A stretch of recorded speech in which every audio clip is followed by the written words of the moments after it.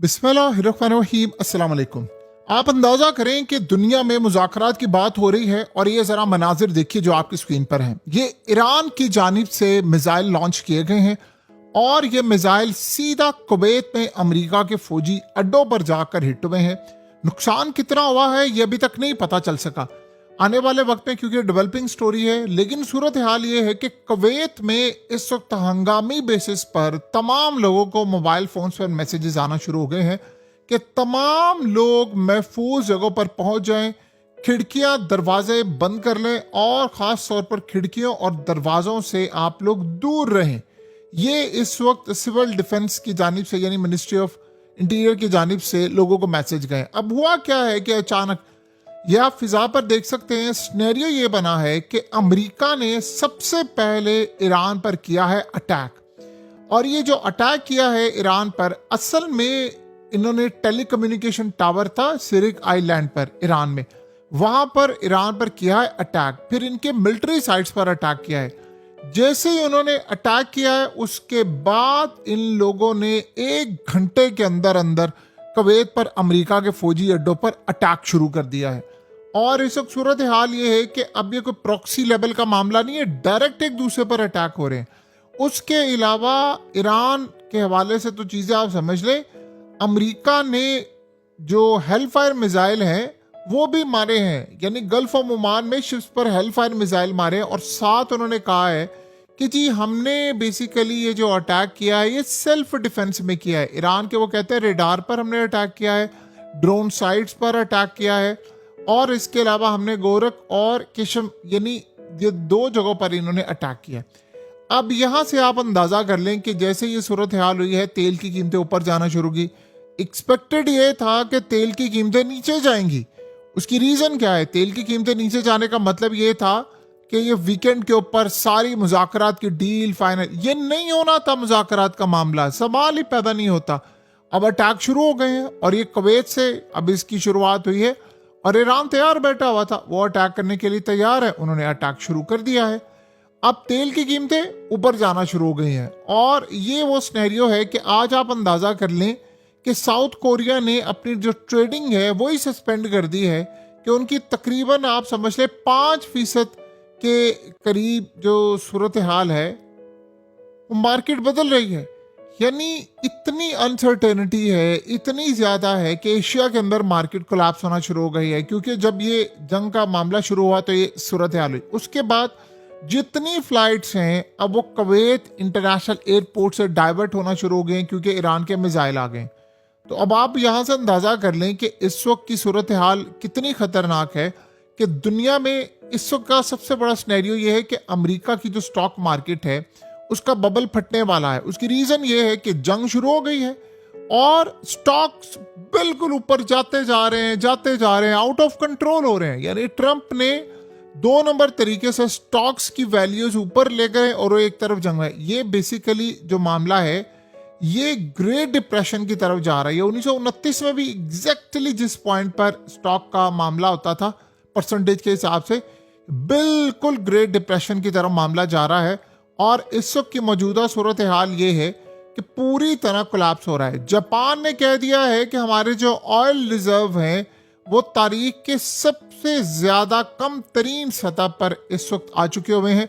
यानी उन्होंने अमेरिका को कहा है तुमने क्या हरकत की है, ये जो तुम लोगों ने अटैक किया है उसके बाद क्या मामला है कि अब इमरजेंसी में जो तेल बचा है वो सारे यूज करें और 1 बाय 1 करके वो तेल के यानी जखायर जो है वो सारे मुल्क में इस वक्त पूरी तरह तबाही की तरफ जा रहे हैं। ईरान ने यानी खत्म होते जा रहे हैं।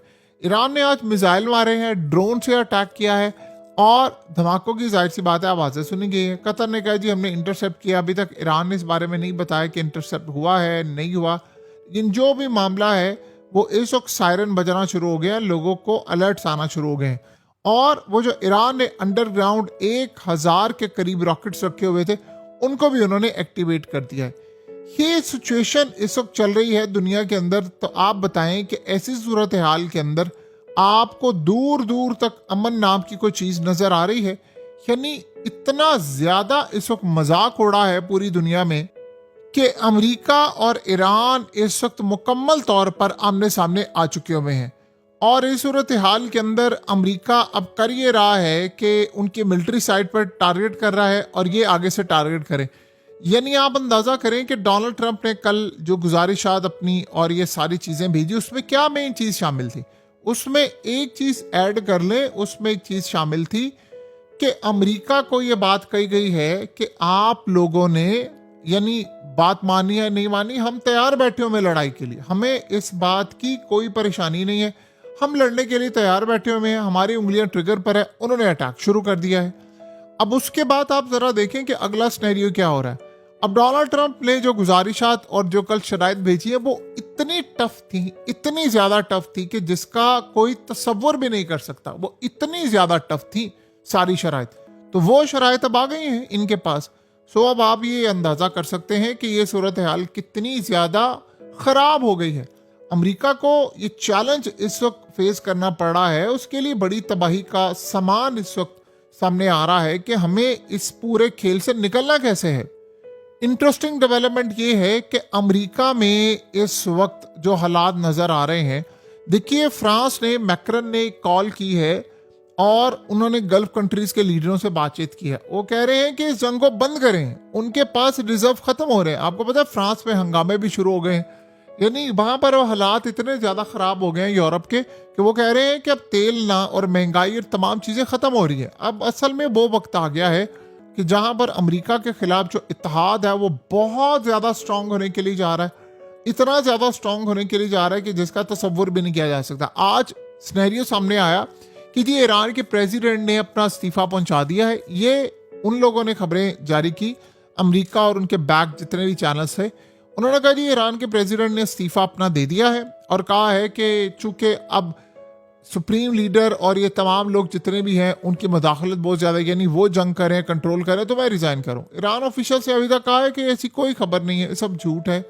यानी अब आप ये सोच लें कि इस वक्त अमेरिका और ईरान के दरमियान जो पैगामात का तबादला जारी है, उसमें आपको एक पॉइंट ऐसा नज़र नहीं आ रहा जिसमें आपको लगे कि नहीं यार ये तो कमाल चीज़ है, ये बड़ी बेहतरी हो जाएगी। एक पॉइंट ऐसा नहीं है कि यहाँ पर कोई सूरत हाल बेहतर नज़र आए। सारे के सारे पॉइंट्स बेकार हैं, कोई चीज़ नहीं है। और इस सूरत हाल में इजराइल ने किया क्या है कि इजराइल ने अब लेबनान का एक इलाका है जो कब्जे में ले लिया है और वहां पर जाकर उन्होंने अपना झंडा लहरा दिया। अब आप बताएं कि जब आप इलाके टेक ओवर कर रहे हैं, आप चीज़ें ले रहे हैं, तो क्या ऐसी सूरत हाल बाकी रह जाएगी कि जहां पर ये मामला होगा, जहां ये सिनेरियो होगा कि नहीं जी आप लोग तो जंग बंदी की तरफ जाएं। लेबनान इस पॉइंट में शामिल था कि ये जंग बंदी होगी तो वहां पर नहीं होगी। सो अब आप ये सोचें कि इस वक्त किसी तरह भी, यानी जो भी सूरत हाल है, ईरान के साथ जो मुआहिदा हो रहा है, जो फलाना हो रहा है, वो ट्रम्प मीडिया को गालियां दे रहा है, हत्ता कि इस मीडिया के आश्रय के ऊपर ही ये सारा मामला चल रहा है और इसी से मीडिया के जरिए तेल की कीमतें कंट्रोल की जा रही हैं। ये सारे के सारे जितने सिनेरियोज हैं वो मीडिया के थ्रू हो रहे हैं।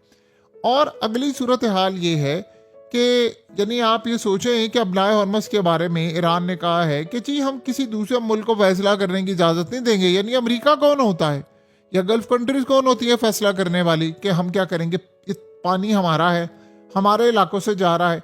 देखिए कल सबसे बड़ा सिनेरियो क्या हुआ था कि इन्होंने अमेरिका का एक ड्रोन मारा कल।